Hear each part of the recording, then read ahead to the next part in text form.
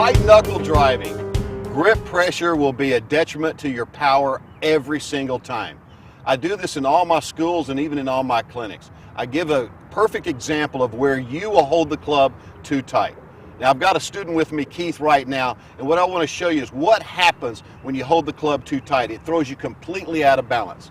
So Keith and I are playing in a match, and I happen to get even on the 17th hole. Keith's playing a little bit better than he normally does. So I get to the 18th hole, I have the honors.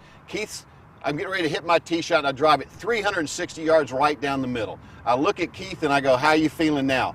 What is the first thing that you will say since you're Keith? Well, I got to bear down. I got to really hit this hard. So you start tightening your grip.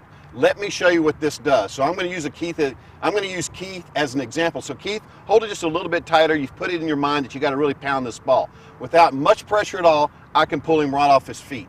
Notice that. And that's what you will do. You will be out of balance when you hold it tight. Now let me give you the opposite scenario.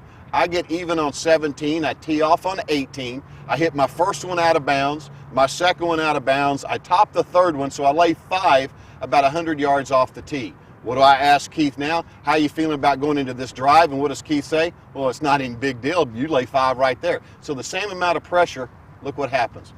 It's supple, there's no tension at all. So what I want to tell you, first of all, you lost the match, Keith. So white knuckle grip will cause reckless driving.